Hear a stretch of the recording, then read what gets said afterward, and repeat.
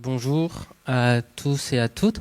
Donc moi je m'appelle Alan Deneville, j'aurais dû présenter avec Bérénice Serra, mais Bérénice est retenue par de la surveillance qu'on appelle dans notre jargon évaluation des politiques universitaires. Donc elle est en train de faire des rapports là-dessus à Bâle et elle s'excuse de ne pas pouvoir être là. Enfin, elle vous prie de l'excuser de ne pas pouvoir être là. Nous on remercie Marion, Pierre-Laurent, Alice, Anaïs, Inge et aussi l'interprétation qui est incroyable. Donc je vais vous parler d'OSINT et d'un projet qu'on a avec Bérénice autour de l'OSINT. Donc qu'est-ce que l'OSINT ? L'OSINT, c'est l'Open Source Intelligence. Donc, je vais définir un peu rapidement, comme ça après je pourrais passer à d'autres choses. Donc, c'est une méthode potentiellement itérative et collaborative qui consiste en la collecte et l'exploitation systématique d'informations provenant de sources accessibles légalement au public dans le but de répondre à un besoin d'information. Concrètement, c'est un ensemble d'enquêtes qui vont être... D'accord. Désolé. C'est parce que c'était écrit. Donc, l'OSINT, c'est un ensemble d'enquêtes qui vont pouvoir être réalisées. Un grand praticien de l'OSINT en France s'appelle Hervé Le Toqueux. Il a l'habitude de dire que l'OSINT, c'est tout ce que sa grand-mère peut faire sur Internet. C'est-à-dire, à partir de là, tous les documents qui sont accessibles pour pouvoir mettre en place un certain nombre d'enquêtes. Donc, ah oui, et à la base, l'OSINT, ça vient du milieu du renseignement et principalement du renseignement militaire. Donc, quels sont les types de sources qu'on utilise en OSINT ? Donc, il y a les documents administratifs. On peut faire par exemple des demandes CADA, comme le disait Félix ce matin avec Technopolis. C'est aussi la presse, le contenu généré par les utilisateurs, les archives du web, la littérature scientifique, les rapports financiers, les vues satellites et les données géographiques, le tracking d'avions et des bateaux, les salons professionnels. Donc en fait, on vit dans un monde qui est saturé d'informations. Ces informations sont en source ouverte. On y a accès, on peut les recroiser. Et à partir du moment où on les recroise, on peut mettre en place du renseignement, ou en tout cas on peut obtenir des informations. Et ces informations permettent de donner lieu à des enquêtes. Si à la base, donc, ce sont les services de renseignement qui l'ont utilisé, à partir de la guerre en Syrie, donc qui commence en 2011 et qui est censée être terminée en décembre dernier. Donc, à partir de la guerre de Syrie, on se rend compte que avec Internet, cette guerre qui a été la guerre la plus documentée du XXIe siècle et peut-être la guerre la plus documentée de toutes les guerres qui ont existé, on peut analyser ces sources, disponibles par exemple à l'époque, c'était beaucoup sur Twitter, pour mener des enquêtes sur les droits humains, sur les violences policières, sur les crimes écocidaires, etc. etc. Une enquête qui a été un peu phare et qui permet vraiment de comprendre ce que permet l'OSINT, c'est autour du crash de l'avion du MH17. Donc le MH17 s'est crashé le 17 juillet 2014. C'est un avion qui partait de Malaisie pour aller aux Pays-Bas et il explose au-dessus de l'Ukraine. À l'époque, tout le monde se dit bon, c'est quand même la Russie, on le sait, mais on peut pas le dire. Donc tous les journalistes ne disent pas que c'est la Russie, mais montrent qu'il y a quand même de fortes suspicions pour que ce soit la Russie. Bellingcat, qui est un petit organe de presse à l'époque, qui travaille... Elliot Higgins, qui dirige Bellingcat, est un père de famille. Il le raconte lui-même. Il dit, voilà, je m'ennuie, je suis un jeune père de famille, je suis chez moi, je sais pas quoi faire. Et donc, il se prend de passion pour la recherche d'informations en ligne. Et avec un collectif de personnes qu'il n'a jamais rencontrées à travers le monde, ils vont réussir à prouver donc que c'est un char russe qui a tiré un missile qui a permis à l'avion d'être abattu. Ils vont réussir à trouver d'où le char a tiré et qui était dans le char. Comment ils ont fait ? Ils se sont basés sur un certain nombre d'images satellites accessibles, donc du Google, concrètement du Google Maps. Se sont baladés sur des forums de mères de soldats russes qui racontaient genre oui, moi mon fils il est là-bas, moi mon fils il est en mission là-bas, etc., etc. Donc ils ont réussi à identifier la division qui a lancé le missile. Il y a même, c'est assez flagrant, ils voient le char avancer. Il y a un char avec 4 missiles, puis le char tout d'un coup il a plus que 3 missiles. Donc ils ont sont douté que, vu le point de tir, ça devait être ce char-là qui a abattu l'avion. Donc, l'OSINT, peut-être que vous en entendez davantage parler parce que dans le milieu de l'art, ça a fait une entrée un peu fracassante avec le collectif Forensic Architecture qui avait été nommé pour le Turner Prize en 2018, qui mélange à la fois l'architecture, donc les modélisations 3D, la recherche en sources ouvertes pour élucider des crimes contre l'humanité, des crimes contre l'environnement, des crimes de guerre. Donc là, c'est une vision d'une scène en Palestine, enfin dans la bande de Gaza, et qui sont un peu présents partout. On ne peut pas passer dans l'art contemporain sans voir des installations de forensic architecture d'un lieu ou d'un autre. Mais sinon, vous en avez aussi peut-être entendu parler, parce que à partir de 2022, l'OSINT est vraiment devenu une sorte de référence du journalisme avec l'invasion de la Russie, l'invasion de l'Ukraine par la Russie, où on a pu voir des journalistes qui documentaient en temps réel l'avancée des chars à partir de vidéos TikTok. Et donc on a vraiment vu l'OSINT, qui était quelque chose d'assez confidentiel à l'époque, être exposé au grand public et démocratisé à la fois dans ces techniques d'investigation, mais aussi dans les formes visuelles qui vont être empruntées par ces enquêtes. C'est d'ailleurs sur cette question des formes visuelles que moi j'aimerais revenir. Donc je fais partie d'une association qui s'appelle Open Facto. Open Facto est une association de chercheurs en sources ouvertes, d'investigateurs. Donc on travaille principalement avec des journalistes du Monde, de Mediapart, des gens qui travaillent avec la BBC, des gens qui sont aussi à France Télé. On essaye de réfléchir à ce que l'investigation en sources ouvertes peut faire. Et dans ce cas-là, on avait créé un festival qui existe encore. La première édition était en 2023, la deuxième en 2024, où justement l'idée c'était d'enquêter sur comment on enquête à distance en temps de guerre, quand les terrains sont inaccessibles. L'Ukraine était inaccessible pendant un petit bout de temps. Aujourd'hui, la bande de Gaza est totalement inaccessible, elle est sous embargo. Comment les journalistes ont continué à pouvoir enquêter alors qu'à l'époque il n'y avait qu'une seule rédaction qui était présente, qui était Al Jazeera. Comment on a quand même pu faire un certain nombre d'enquêtes sur lesquelles je vais revenir.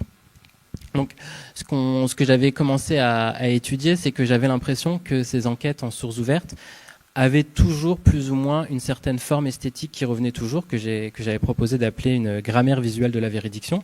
Donc la véridiction chez Foucault, il était beaucoup question de Foucault aujourd'hui, c'est quelque chose qui est différent de la vérité. La véridiction, c'est vérité et diction, donc c'est le fait de dire la vérité. Mais c'est pas le fait de dire concrètement la vérité, c'est de dire qu'on est en train de dire la vérité. Donc c'est porter un discours de vérité. Et en fait, cette véridiction, elle est très différente. La vérité d'un jugement de droit est différente d'une vérité médiatique, est différente d'une vérité personnelle, est différente d'une vérité scientifique. On vit dans un ensemble de régimes de vérité différents.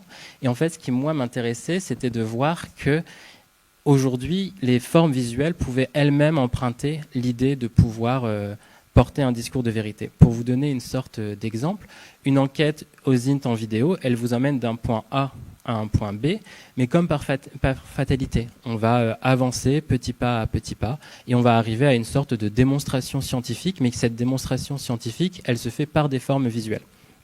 Donc, quand j'ai commencé à travailler là-dessus, avec Bérénice, on s'est dit, Bérénice est designeuse, elle est professeure à l'école d'art et de design de Bâle. On s'est dit, il faut qu'on travaille ensemble parce que justement, tu as un langage, une connaissance du langage visuel qui est très intéressante. Et donc, on a organisé un workshop qui s'est tenu à Bâle le mois dernier, qui s'appelait Visual Grammar of Design Truth in OSINT. Et l'idée, c'était de réunir à la fois des chercheurs en sciences de l'information et de la communication, donc des gens comme moi, des designers, des journalistes. Donc on a principalement, lors de l'événement, travaillé avec des journalistes du NZZ, qui est le plus grand journal suisse en langue allemande, avec des gens du monde. On a aussi fait venir des artistes, des cinéastes, des motion designers. Et l'idée, c'était de se dire comment tous ces gens qui n'ont pas forcément un langage commun, des références communes, peuvent échanger sur ces formes visuelles qui prétendent dire la vérité. Donc, la présentation que je vais faire assez rapidement, donc moi je vais m'occuper des deux premiers points et je laisserai ensuite Bérénice qui a enregistré une vidéo où vous parlez des deux derniers. Donc la première, ce sera sur l'OSINT et la grammaire visuelle de la véridiction et je me consacrerai sur le cas du massacre de Boutcha. Et ensuite, je parlerai de l'explosion de l'hôpital Al-Ali, qui est une séquence médiatique assez intéressante dans la dispute et la controverse autour de la grammaire visuelle de la véridiction. Ensuite, Bérénice énumérera les différentes formes qu'on analyse et qu'est-ce qu'on peut en dire. Et ensuite, elle parlera d'une ouverture à la communauté artistique. Juste comme trigger warning, là, j'ai montré certaines vidéos qui sont soit des vidéos complotistes, et il y a des vidéos où il y aura des cadavres. Enfin, ils ne seront pas en gros plan, mais voilà, je le rappellerai, mais il y a des vidéos pas faciles à regarder. Je passe sur le massacre de Boutcha. Donc ça, c'est vraiment ce moment-là où moi j'ai commencé à me dire qu'il y avait quelque chose d'assez sombre autour de l'OSINT et que ça pouvait faire l'objet d'une récupération. C'était le cas donc du massacre de Boutcha.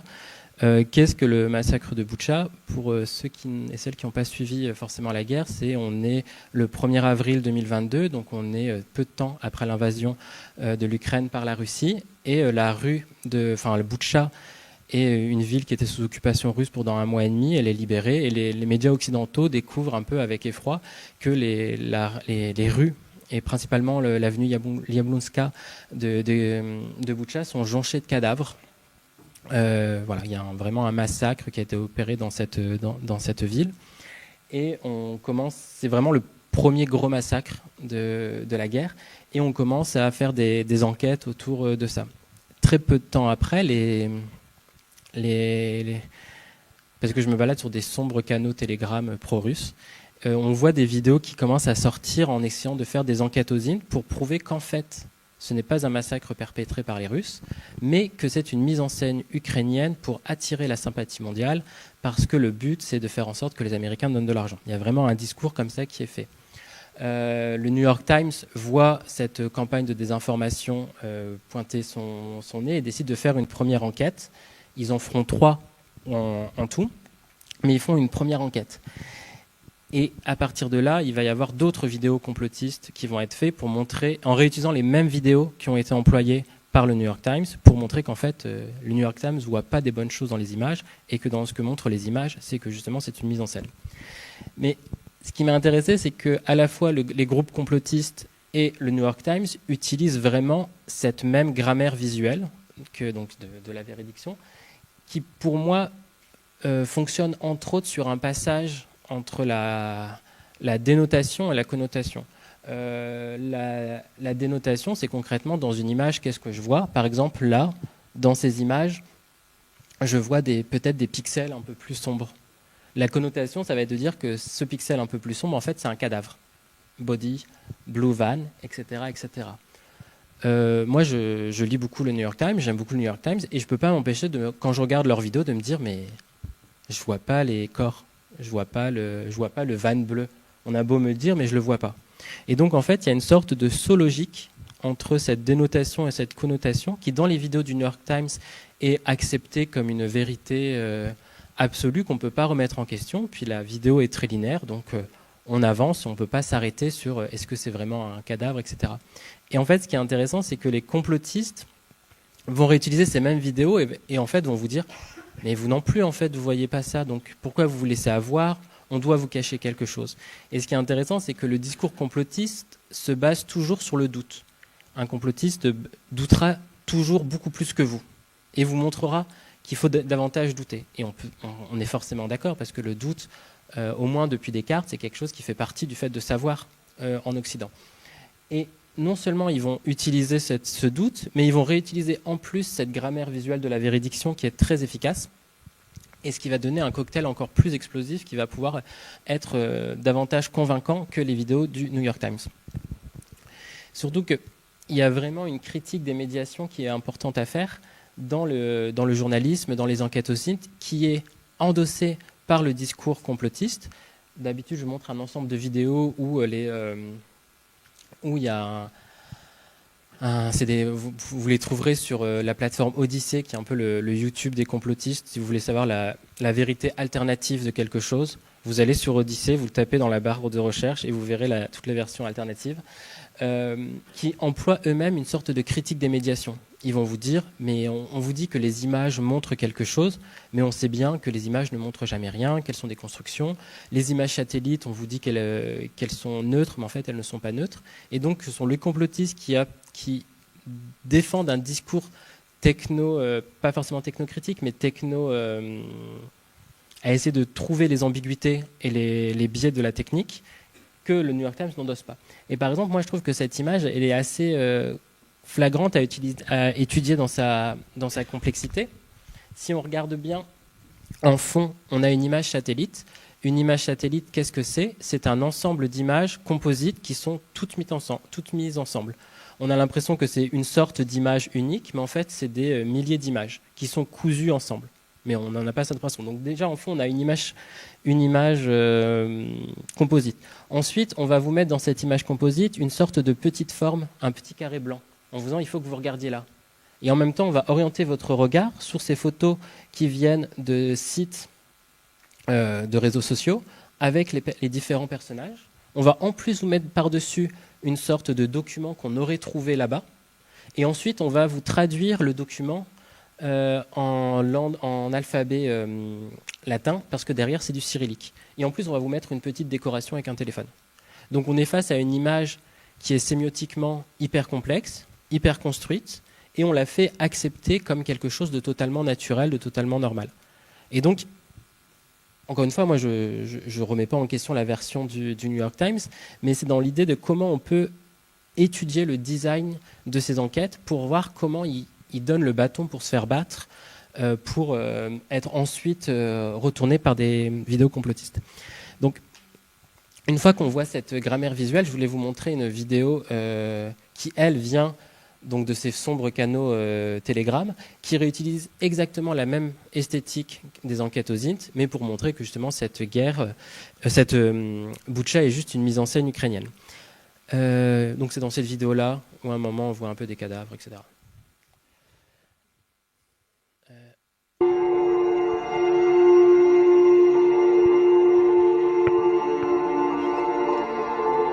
Дорогі друзі, шановна Бучанська громада, 31 березня віде в історію нашого населеного пункту всієї територіальної громади як день звільнення від російських орків, від російських окупантів нашими Збройними силами України, наших населених пунктів.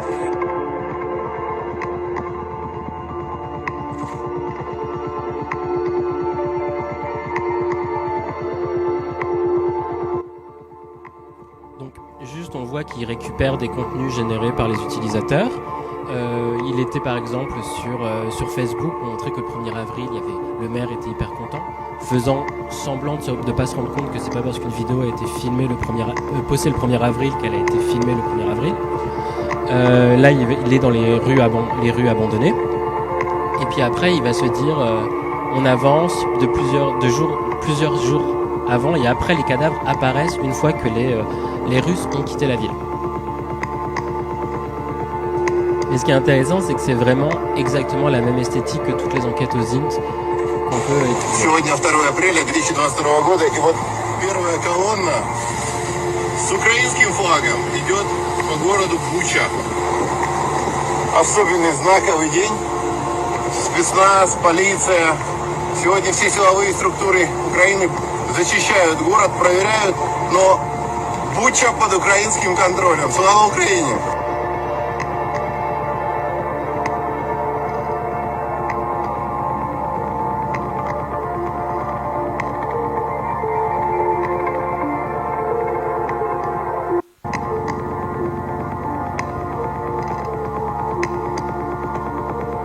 Les cadavres auraient commencé à apparaître. Bon, après, je vais pas tout vous mettre. Je reste sur Boucha, mais juste pour pas rester sur la vidéo d'un cadavre tiré. Donc on va déjà voir ces premières vidéos. Et donc à ce moment-là, on peut se dire il y a aucun problème, parce que d'un côté vous avez l'autorité énonciative du New York Times et des sombres chaînes Telegram. La question est vite répondue d'une certaine manière. On sait à qui entre guillemets on peut faire confiance et à qui on peut pas faire confiance. Et quand moi j'écrivais sur Boucha, je me suis dit mais imagine un moment où ça va arriver, ce ne sera pas seulement des complotistes pro-russes patentés et le New York Times, ça va être peut-être des rédactions elles-mêmes qui vont entrer en conflit en utilisant ces coquilles vides que serait la grammaire visuelle de la véridiction. Malheureusement, mon vœu a été exaucé avec l'explosion de l'hôpital Al-Ali. Je ne sais pas si vous vous rappelez de cette explosion. Ça se passe le 17 octobre 2023. Donc les attentats du Hamas contre Israël ont lieu le 7 octobre 2023. Le 17 octobre, il y a un hôpital qui explose. Cet hôpital va être quelque chose qui va cristalliser énormément de choses parce que ça aurait été le premier hôpital bombardé par Israël.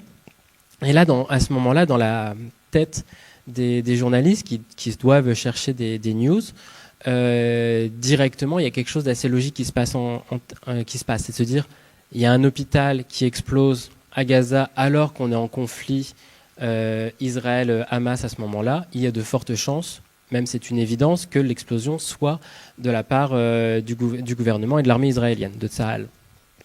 Et donc on va commencer à titrer directement. Le New York Times, Le Monde, la BBC, Channel 4, tout le monde va titrer un hôpital a été détruit à Gaza, sous les feux israéliens, il y a 434 morts, etc., etc. Ce qui est problématique là-dedans, c'est qu'en fait, dans ce journalisme-là, ils ont repris directement le communiqué de presse du Hamas. Donc sur le nombre de morts, etc., il n'y a pas eu d'interrogation, il y a eu l'idée de vouloir titrer directement en récupérant ces mots-là. Donc je ne suis pas en train de dire qu'il n'y a pas d'hôpital qui ont explosé dans la bande de Gaza, je ne suis pas en train de dire que c'est pas... Enfin, juste c'est sur ce cas-là qui est intéressant à étudier. C'est de voir comment il y a eu un emballement médiatique et il y a eu une vraie controverse autour de l'OSINT.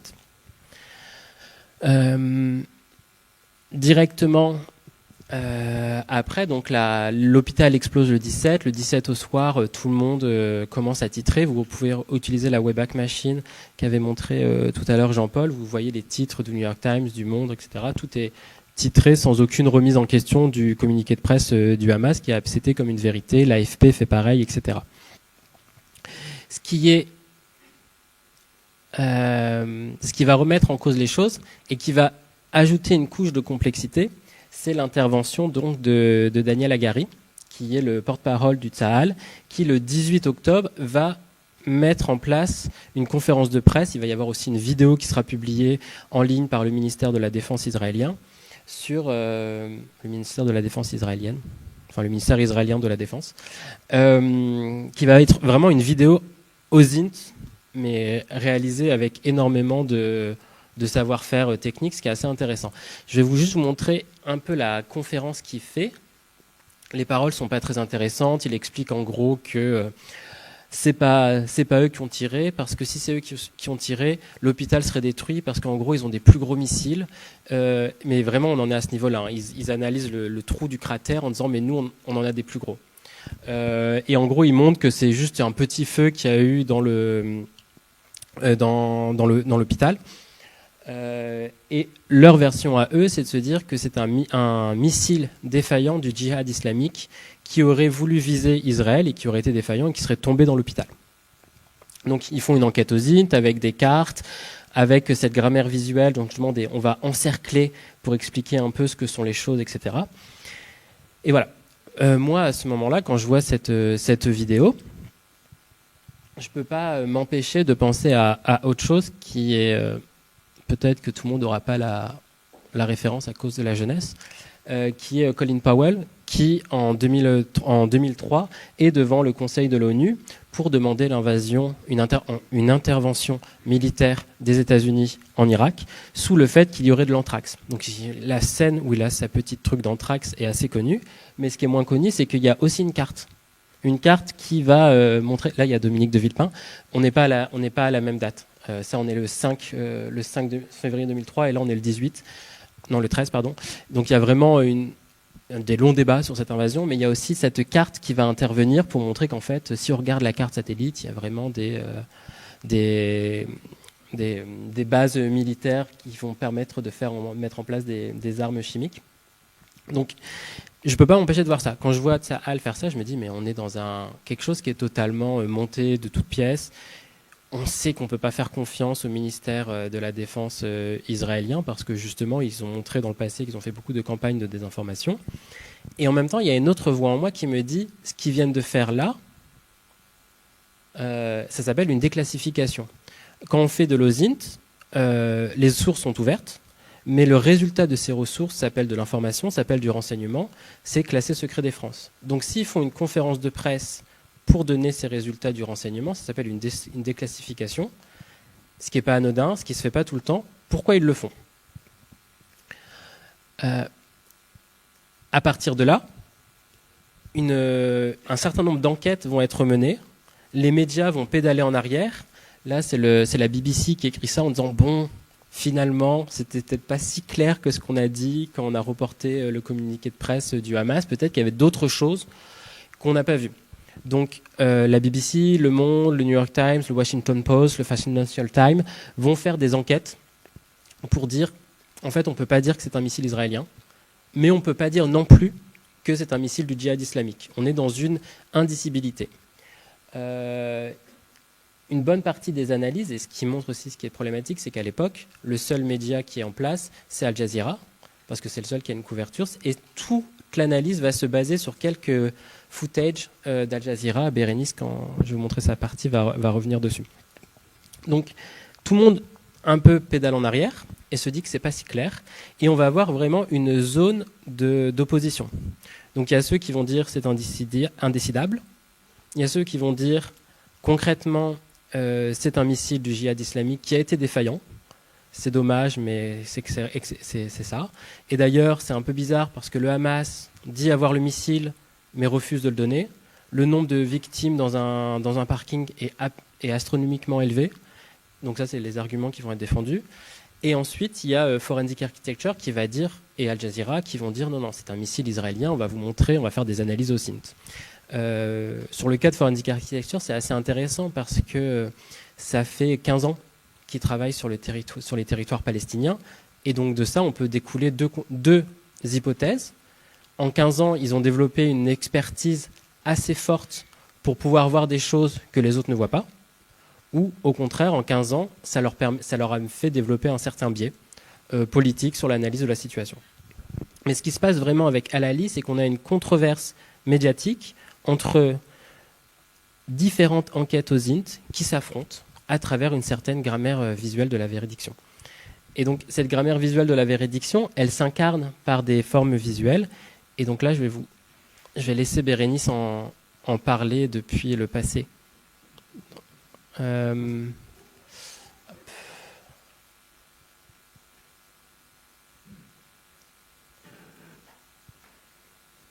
Est-ce qu'on peut juste faire un test pour le son, si c'est suffisant pour vous ou pas? Alors bonjour à tous et bonjour à toutes. Merci Alan pour cette mise en contexte et puis merci aux organisateurs et organisatrices de cette journée d'études pour l'invitation. Merci tout spécial à Marion et à Maxime. Alors, ce qui nous intéresse dans la controverse médiatique autour de la responsabilité de l'explosion de l'hôpital Al-Ali, c'est que les différents camps, y compris ceux qui plaident l'impossibilité d'établir une responsabilité, utilisent des codes visuels similaires, les mêmes sources, les mêmes images. Alors, l'idée de la récupération esthétique, c'est pas nouveau. On pense notamment à l'opération Doppelganger qui a montré comment des campagnes de désinformation imitent l'apparence des sites d'information, comme Le Monde ou 20 minutes pour tromper. Mais là où dans ces campagnes de désinformation, il s'agissait de créer des doubles afin de se parer de l'autorité d'un média établi, ce qu'on analyse ici est totalement différent. Il ne s'agit pas de copier l'identité visuelle d'un média reconnu, mais plutôt de construire l'autorité d'une démonstration visuelle. C'est un phénomène nouveau qui ne va pas simplement reposer sur une divergence d'opinion, mais sur une controverse qui se veut scientifique, vérifiable, et même en termes aussi reproductible. Pour illustrer l'importance des formes visuelles dans ces discours, on a analysé les types d'images et les mises en forme utilisées pour donner une structure visuelle finalement à des interprétations opposées de l'événement. Donc, après l'analyse de 8 vidéos couvrant cette destruction de l'hôpital Al-Ali, on a pu identifier différents régimes d'images et on a pu aussi essayer de construire en fait avec ça, notamment problématiser en fait ces usages.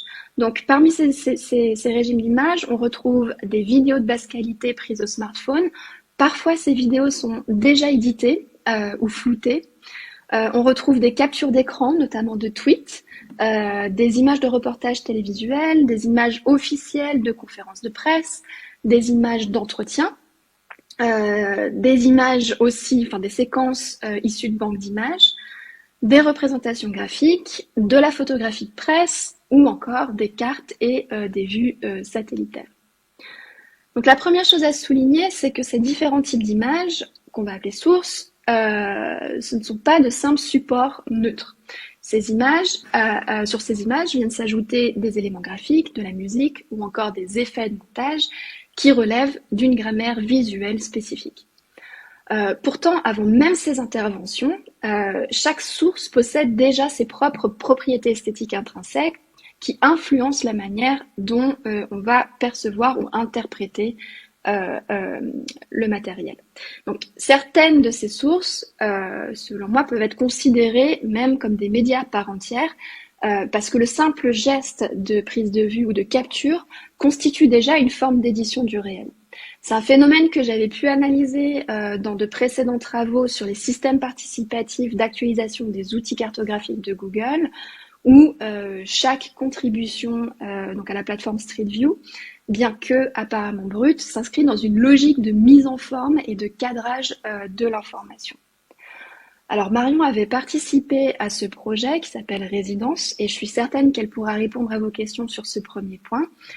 Moi j'ai en tête un exemple qui est particulièrement parlant et qui détache en fait l'image de son indexualité au sujet représenté dans la plateforme Street View. C'est la contribution de Raphaël Fabre qui a modifié donc directement sur la plateforme plusieurs images afin de faire disparaître la statue de la liberté de son socle. Et ces images sont donc disponibles en ligne sur le service de cartographie.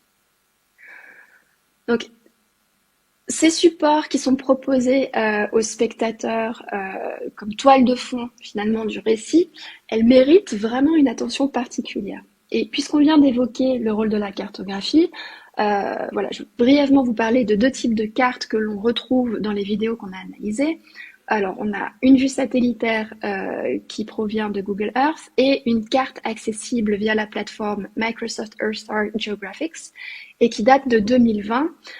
Et cette carte a été diffusée dans l'enquête du Wall Street Journal. Donc ça soulève une question essentielle. Enfin, en tout cas, quand on voit ce genre de document, on devrait se poser cette question. Quel type d'informations peut-on réellement extraire de ces supports et sont-ils véritablement adaptés à une analyse des événements comme donc ce cas d'étude que nous analysons aujourd'hui. Et ce point il devient particulièrement problématique lorsqu'on contextualise parce qu'on sait que la cartographie du territoire israélo-palestinien il subit en fait de fréquentes modifications et que le bombardement de l'hôpital a eu lieu par exemple dans ce cas-là 4 ans après la dernière actualisation de l'image diffusée donc qui est datée de 2020.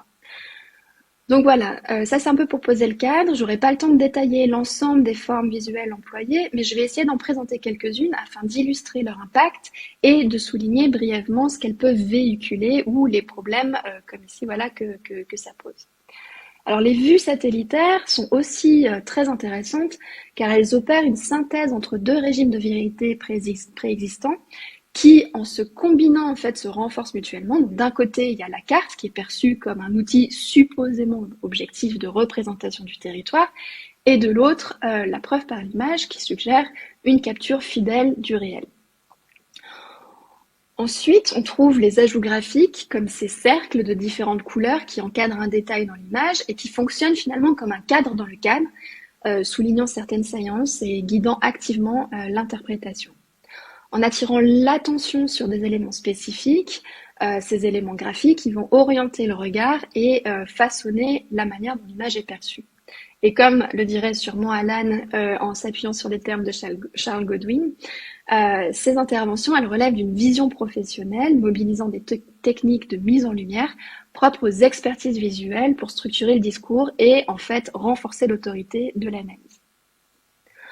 On passe maintenant à un tout autre régime d'images, les captations ou les images thermiques. Donc ce type de représentation le type de questions que ça soulève ou que ça devrait voilà, éveiller touche aux conditions de sa production et de son statut en tant que preuve visuelle. Là, moi, quand je vois ça, je peux pas dire s'il s'agit d'images thermiques capturées directement lors de l'événement, avec des caméras spécifiques, ou bien si elles ont été générées à partir de documents disponibles en ligne, c'est-à-dire en post-production.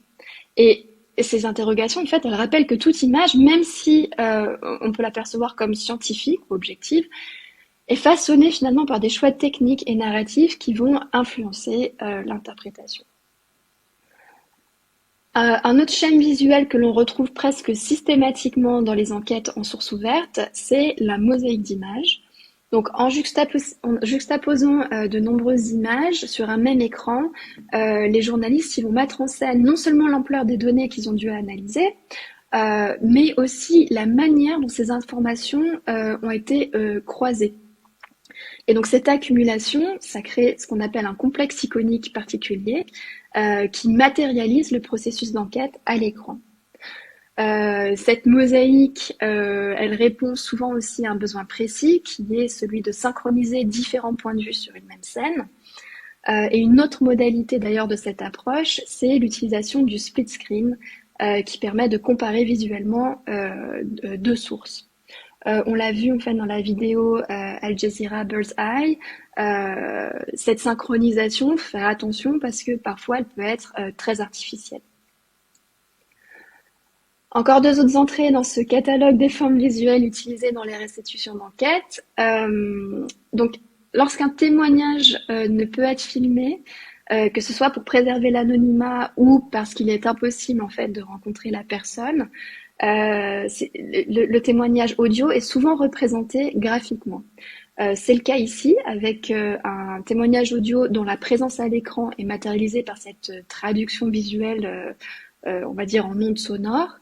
Et en arrière-plan, on peut noter une image familière, celle de l'hôpital en feu, qui est filmée par un voisin et qui est diffusée quelques secondes plus tôt dans la vidéo de Channel 4. Donc ce télescopage des sources, il va créer une impression de continuité et de proximité avec l'événement, tout en établissant un lien complètement artificiel entre deux témoins distincts. D'un côté, la personne qui décrit la scène oralement, et puis de l'autre, un autre témoin qui l'a capturé en image. Mais on ne peut pas dire que ces deux personnes, objectivement, soient liées. Dans cette grammaire visuelle, il y a un élément sur lequel on a particulièrement envie de travailler avec Alan, qui est la sursollicitation des modèles 3D, et qui est un procédé qui est particulièrement utilisé par le collectif Forensic Architecture, qui vient du domaine de l'architecture. Et donc ces images, elles rejouent l'idée d'un réel reconstruit, mais elles interrogent rarement en fait leur propre statut de représentation du monde, plutôt que de simple présentation objective. Donc les niveaux de détail varient d'une modélisation à l'autre. Souvent ces représentations sont épurées à l'extrême, comme vous pouvez le voir là à droite. En fait, elles sont dépourvues de tout élément de contexte et elles prennent la forme de maquettes en blanc, enfin de maquettes blanches.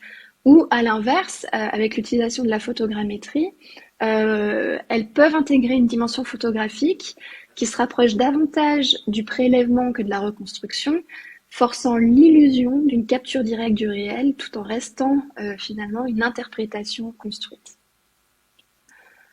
Donc les éléments qu'on a évoqués jusqu'ici devraient sembler familiers, je dirais, aux artistes et aux designers, le rapport entre le texte et l'image, la composition de plusieurs visuels dans un même espace, ou encore la question complexe des cartes et de leur rapport au monde. Ça, c'est des choses qu'on connaît. Donc, à mon avis, ça va pas être très surprenant pour vous que je poursuive avec un dernier point qui me semble essentiel pour la réception médiatique, que sont les différentes stratégies narratives qui se manifestent à travers le montage. Donc au-delà du choix des images, c'est l'assemblage de ces éléments, leur enchaînement, leur juxtaposition, leur synchronisation qui va façonner le récit et influencer la manière dont les spectateurs interprètent les faits. Donc je vais vous présenter trois stratégies différentes. La première, c'est donc en analysant la vidéo d'Al Jazeera Bird's Eye. Le choix du format dans cette vidéo joue un rôle clé dans la mise en scène de l'enquête. Les sources sont présentées au plus proche de leur format d'origine, sans recadrage, préservant ainsi l'aspect brut, on va dire, des documents, comme les tweets affichés tels quels à l'écran ou le format du smartphone qui est maintenu. Et tout ça, ça va renforcer l'authenticité ou l'immédiateté des images utilisées. Un autre élément marquant dans cette vidéo est la présence récurrente du live stream, en fait, de la caméra d'Al Jazeera, qui apparaît 6 fois au cours de la vidéo, sachant que la vidéo ne dure que 3 minutes et 25 secondes. Donc ces répétitions, étrangement, elles sont encadrées par des vidéos issues de banques d'images qui représentent une personne travaillant sur un ordinateur. Et à mon avis, ce choix visuel, il va servir à ancrer l'analyse dans une démarche professionnelle, suggérant qu'un travail méthodique ou rigoureux a été mené par l'équipe d'analyse et de production. Dans son traitement de l'enquête, Channel 4 va aussi mettre en avant ce live stream d'Al Jazeera à 2 reprises, mais en l'insérant dans une structure narrative un peu différente qui associe images et témoignages. Donc la première occurrence du live stream accompagne un témoignage audio où la parole est mise en avant avec un support visuel graphique, tandis que la seconde fois qu'on perçoit ce live stream, il va être suivi d'un témoignage filmé, ancrant davantage le récit dans une présence incarnée. Dans la vidéo de Sky News, c'est très différent, c'est la carte qui va structurer et qui va guider l'ensemble de la narration. Et celle-ci, elle va se décliner sous différentes formes qui évoluent au fil du récit pour accompagner l'analyse. D'abord, on a une version très simplifiée qui permet d'identifier les frontières. Ensuite, on a une vue satellitaire qui est beaucoup plus détaillée, qui va être enrichie d'éléments graphiques pour situer les caméras et identifier certains bâtiments qui sont visibles sur la skyline de Gaza. Et le live stream donc d'Al Jazeera, il est également intégré à cette démonstration, bien que de manière beaucoup plus ponctuelle, et il va être seulement utilisé une seule fois. Donc c'est pas un élément central du montage, et il va servir à soutenir en fait cette narrative par la carte. Donc on voit bien en fait que dans le montage, les choix de traitement des sources, la mise en avant ou non de documents, de récits incarnés et autres, les designers et journalistes qui produisent ces résultats d'enquête, ils performent des gestes d'édition qui sont là pour faire voir plutôt que constater. Dans un livre paru en 2017 qui porte sur le graphisme d'information, Thomas Heumann, il est journaliste et géographe de formation, souligne que de plus en plus le travail de graphisme d'information se mêle à celui de l'édition ou de l'éditeur. Et cette observation, elle est également confirmée par les professionnels eux-mêmes. Les designers en charge de la production de ces démonstrations visuelles, ainsi que les journalistes travaillant dans ces cellules d'enquête visuelle, témoignent aussi de cette évolution où le visuel devient un outil central dans la construction du récit et de l'argumentation. Alors, il est important quand même de souligner que les designers et journalistes spécialisés en enquête aussi, ils évoluent dans des conditions de travail particulières, déjà souvent marquées par l'urgence. On comprend qu'avec l'actualité, ils disposent généralement de très peu de temps pour produire et publier leurs enquêtes, ce qui va influencer directement leurs choix méthodologiques et visuels. De plus, de nombreuses rédactions vont faire appel à des designers et des motion designers qui sont en freelance et qui vont travailler pour différents médias. Donc cette externalisation, elle va contribuer à une certaine fluidité des compétences, mais aussi, de manière plus négative, à une standardisation des pratiques entre les différentes plateformes et publications. Et les professionnels eux-mêmes réutilisent des codes graphiques éprouvés, ceux qui marchent, comme ils nous ont parfois dit. Et ces références peuvent provenir de forensic architecture, notamment à travers la modélisation 3D, ou encore des tutoriels qui sont partagés au sein de la communauté. Donc là, vous avez un exemple, c'est la chaîne YouTube d'Antoine Schirer, qui explique par exemple comment produire une timeline avec After Effects. Et donc ça illustre bien cette volonté de partager les outils, mais aussi cette dynamique d'apprentissage. Donc en définitive, tous ces facteurs, la pression temporelle, le recours à des freelances, la circulation des modèles visuels établis, réduisent la possibilité de remise en question des formes et des codes visuels employés dans ces enquêtes. Donc c'était l'un des objectifs de notre projet de recherche avec Alan, de justement ouvrir des espaces de réflexion sur ces pratiques de création graphique. Et dans cette perspective, on a cherché à documenter et à questionner ces méthodes en incluant des témoignages directs de professionnels, comme ici vous retrouvez Antoine à nouveau, qui explique les différentes techniques qu'il emploie, voilà, dans son procédé. Un autre exemple particulièrement éclairant, qui a été apporté par Galdric Fleury et Mathieu Witz de l'agence Focale à Paris, qui est une agence spécialisée dans les enquêtes au SINT destinées aux juges d'instruction. Lors de leur intervention, ils nous ont partagé leur analyse des potentiels et des limites d'une technique d'édition spécifique qui est très utilisée dans ce contexte-là, qui est le frame matching.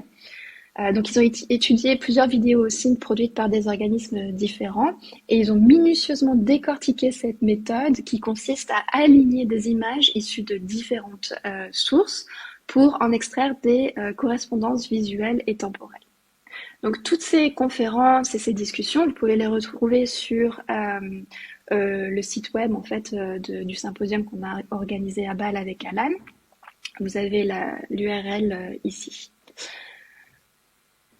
À présent, permettez-moi d'ouvrir une dernière réflexion avant de rendre la parole à Alan pour une conclusion plus générale sur notre intervention. On est tous les deux convaincus que pour qu'une véritable critique de ces pratiques émerge, le domaine de l'art doit également s'emparer du sujet. Des artistes comme Franck Lebovici, Clément Lamblay, Julia West ou encore Adam Harvey explorent déjà les outils de l'OSINT, non pas seulement pour les appliquer, mais aussi pour en tester les limites, en révéler des scénarios potentiels, interroger leurs usages tactiques. Par exemple, ce projet, Quelle heure est-il, qui a été mené en 2020 par Franck Lebovici, et il est assez exemplaire. Donc Franck a essayé de dater les scènes qui sont dépeintes dans les tableaux de l'histoire de l'art en utilisant un logiciel qui s'appelle SunCalc, qui est capable d'estimer l'heure d'une prise de vue à partir des ondes présentes sur une image. Donc, grâce à ce logiciel, par exemple, Franck a pu estimer que l'heure de la scène représentée dans l'œuvre de Vermeer était environ 9h25. Mais il a aussi montré avec malice que dans l'œuvre de Manet, selon quelles ombres étaient prises en compte, on pouvait chronodater la scène de manière différente, soit 9h45 selon les ombres qui sont sur les visages des femmes, ou 14h selon l'ombre qui est sur l'ombrelle en fait que tient l'homme à droite du tableau. Donc évidemment, ce sont des démarches qui sont ironiques, mais qui montrent aussi qu'un mauvais usage de ces outils peut amener à générer des informations qui finalement ne sont pas présentes dans les images. Tout en restant dans le domaine de la production artistique, mais en revenant à notre cas d'étude, moi je voudrais évoquer un projet que je suis en train de développer actuellement et qui s'intéresse aux caméras qui diffusent en temps réel l'enregistrement de la skyline de Gaza pour différents organismes de presse. Donc la captation réalisée par la caméra d'Al Jazeera dans l'exemple de l'hôpital Al-Ani et qui est présente dans toutes les enquêtes provenait précisément de cette tour qu'on aperçoit donc sur cette image que j'ai entourée en rouge, qui est la tour Al-Ghefari. Et le 2 novembre 2023 au matin, la tour Al-Ghefari est frappée d'une attaque, suivie une heure plus tard de 4 explosions qui font trembler la tour Agi, qui est située donc à 300 mètres de cette première tour, où se trouve un point de vue fixe qui surveillait l'horizon de la ville. Et il faut savoir donc que les 3 derniers étages de la tour Agi abritent les bureaux de l'AFP, d'où une caméra filme donc en continu et diffuse ces images en direct. Et par un coup de chance, la caméra n'est pas endommagée et enregistre tout. Donc, comme je l'ai évoqué dans l'analyse des images de l'exposition Al-Ali, les flux en temps réel sont des éléments clés car ils permettent la synchronisation avec d'autres images prises au sol par des personnes qui sont témoins de la scène. Alors, je ne vais pas m'étendre sur les raisons de cette attaque, mais en tout cas, j'aimerais pointer quand même ce geste un peu désespéré de détruire un point de vue fixe un poste d'observation permanent à l'image d'un gardien dans un panoptique que l'on chercherait à faire taire en abattant sa tour. Je trouve ce geste assez beau. Et donc j'ai voulu laisser une trace à mon tour de cet acte, une trace aussi désespérée que le geste lui-même, parce que même si on n'a plus d'image stream, on continue grâce au smartphone et aux témoignages des personnes sur place à mener des enquêtes et à documenter ce qui s'y passe. Et donc ma démarche a consisté vraiment à essayer de réinscrire cette séquence vidéo dans la tradition de l'image comme preuve, c'est-à-dire une surface touchée par la lumière qui ne peut mentir. Voilà, d'où le titre Shedding Light pour ce projet.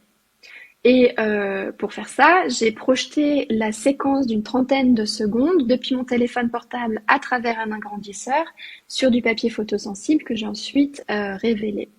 Et donc l'image analogique qu'on obtient, elle porte à la fois l'empreinte de la matérialité numérique, le quadrillage de pixels, et la profondeur des valeurs de gris des sels d'aluminium.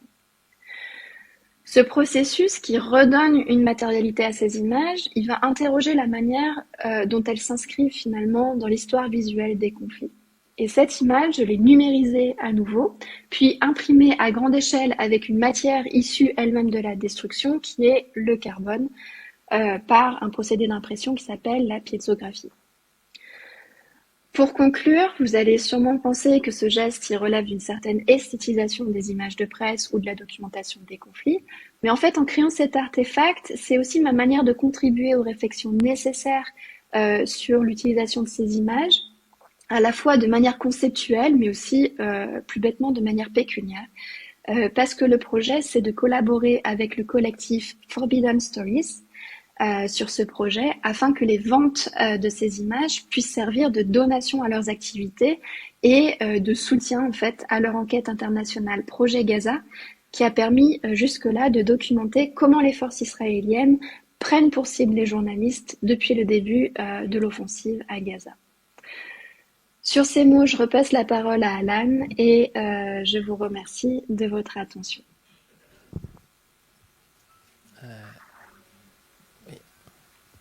Merci Bérénice. Elle est beaucoup plus passionnante en vrai. Là, c'est vraiment, ça devait pas être facile d'enregistrer en parlant à son ordinateur. Juste, non, juste là. Oui, non, c'est pas ça. Non, c'est un autre PowerPoint ça. Ah.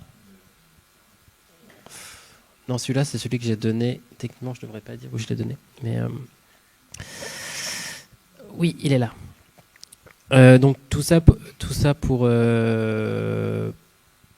analyser les différentes formes visuelles, mais à la fin, ça pose. Oh, je suis pas doué. Mais où est ma souris? Ah, elle est là.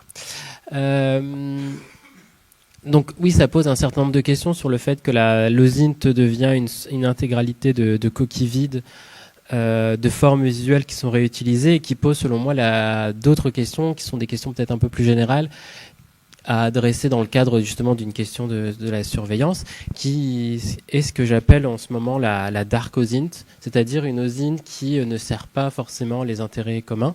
On a un peu cette vision un peu enchanteresse que l'OSINT ça va être génial parce que ça va être que tout le monde peut en faire, vous pouvez témoigner des violences policières, vous pouvez témoigner des crimes écocidaires, etc. Mais en fait, l'OSINT est employé par un ensemble d'acteurs. Ça peut être des acteurs économiques. L'intelligence économique est peut-être là où l'OSINT est le plus important aujourd'hui. On estime que c'est un marché de plusieurs milliards de dollars.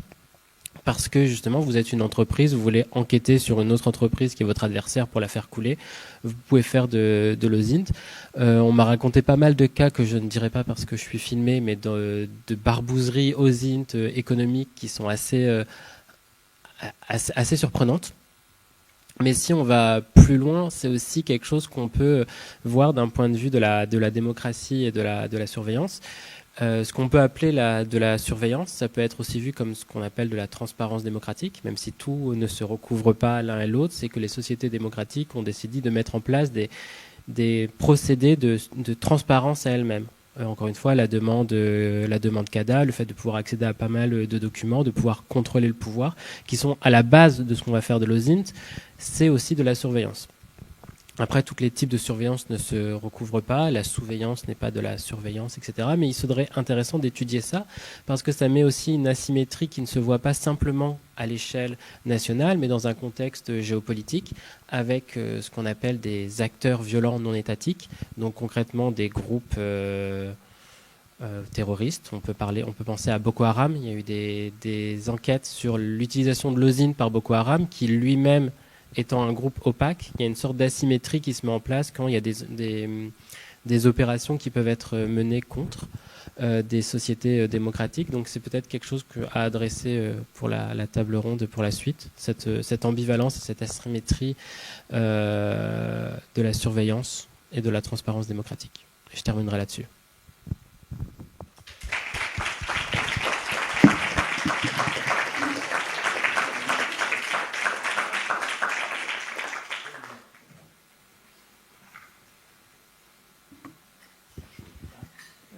Tu me passes le relais, le micro. Est-ce qu'il y a des questions?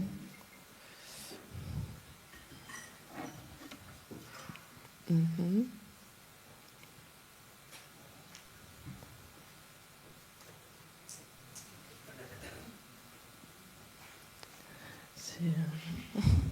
fatigue, c'est la fin de la journée.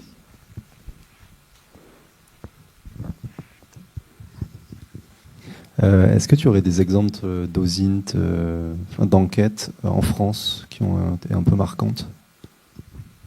Des enquêtes réalisées de manière générale en OSINT.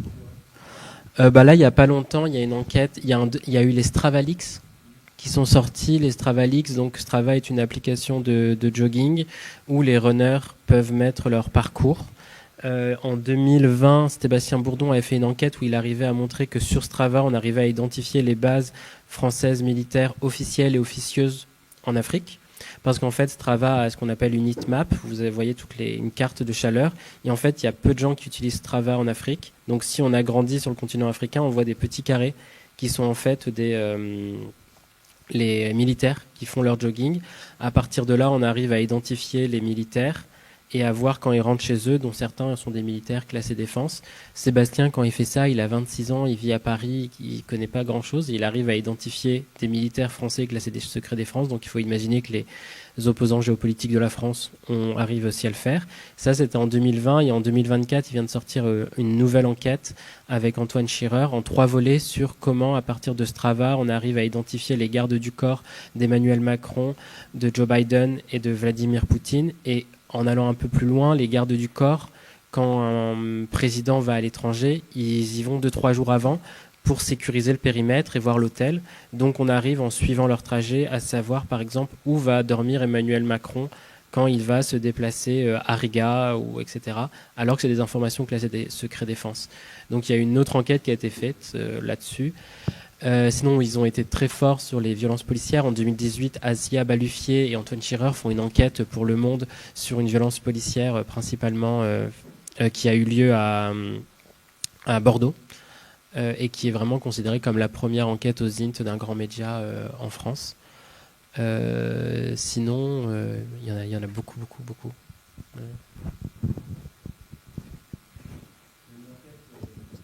Redouane qui a été faite sur le meurtre de Zineb Redouane par la police, qui a été faite non pas par Forensic Architecture mais par Index. Non, faite par Forensic Architecture. Et Index. Non, faite par Forensic Architecture au moment où Francesco Sebregondi était à Forensic Architecture et il a ensuite repris en disant que c'était Index, mais elle a été faite par Forensic Architecture. Bon, et Le Monde.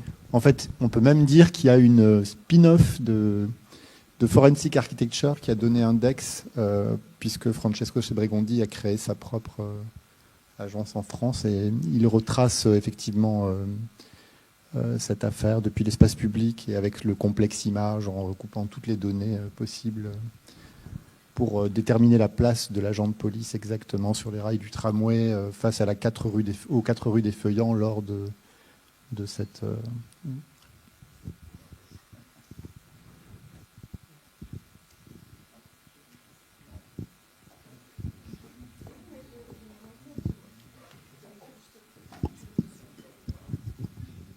Merci Alan.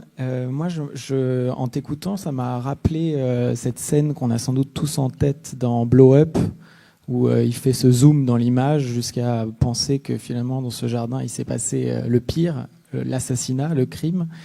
Et donc on assiste au milieu du film à la naissance de l'art, à double titre, parce que à la fois il y a une plasticité qui naît sous nos yeux qui est nouvelle. L'image, elle est pixelisée, elle a un grain, ce qui n'était pas le cas au début, et aussi naissance de l'art, parce qu'il y a un nouveau scénario qui s'ajoute au premier, et donc une histoire dans l'histoire.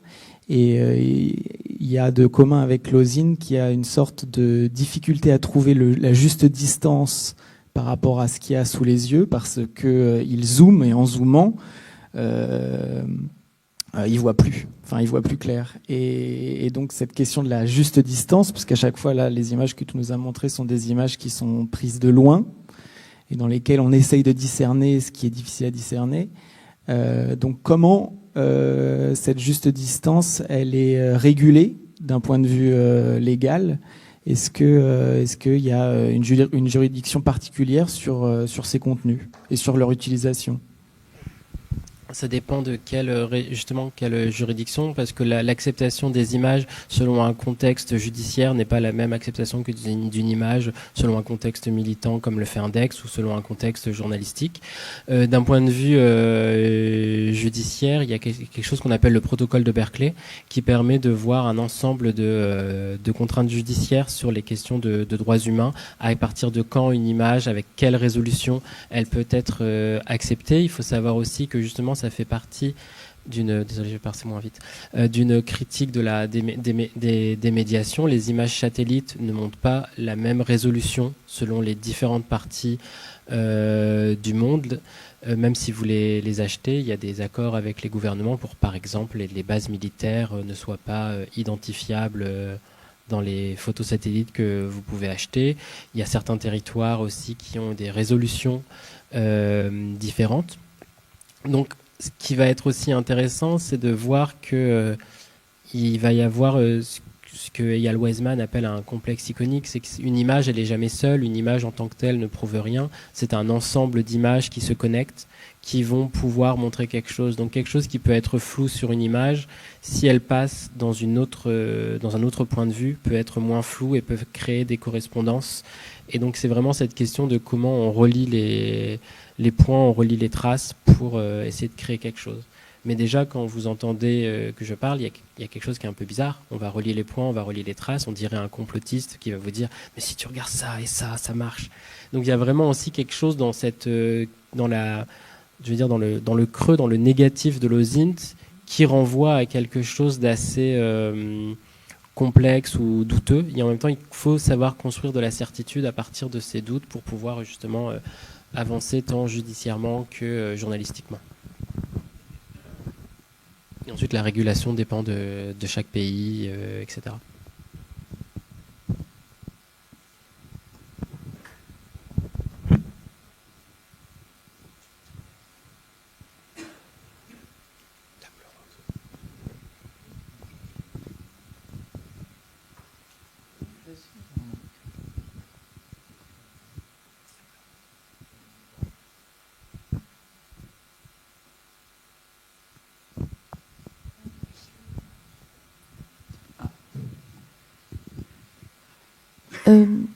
Oui, je me demandais, parce que je n'ai jamais mené une enquête aux INT moi-même, la temporalité. Est-ce qu'on est en train, parce qu'on imagine un complotiste qui passe des mois, voire sa vie, à développer des théories, mais est-ce qu'on peut imaginer une enquête aux INT qui prend 3 minutes, ou de quelle temporalité? Est-ce que, d'une certaine façon, dans l'open source, c'est pas une question de payer pour avoir accès, mais c'est une question de mettre son temps et son énergie dans cette recherche. Tout dépend quelle enquête OSINT on veut faire. Une enquête OSINT qui prend moins de 2 minutes et qui permet d'avoir quelque chose, si on vous dit, bah voilà, cette photo, elle a été publiée Au Soudan, actuellement, il y a 2 semaines, vous le mettez dans un moteur de recherche d'image inversée sur Google, vous voyez qu'en fait, elle date du Soudan il y a 10 ans. Donc, c'est une enquête OSINT assez rapide, c'est ce qu'on appelle du fact-checking. Donc, beaucoup de fact-checking se base sur de l'OSINT, ça prend quelques minutes. Ensuite, vous avez des choses un peu plus dures, quand on vous demande de géolocaliser quelque chose. Moi, je donne des cours d'OSINT, donc je vois aussi le fait d'apprendre à géolocaliser une image, ça peut prendre 5 minutes s'il y a assez de détails pour la géolocaliser, ça peut prendre 2 semaines à se tirer les cheveux pour réussir à le faire.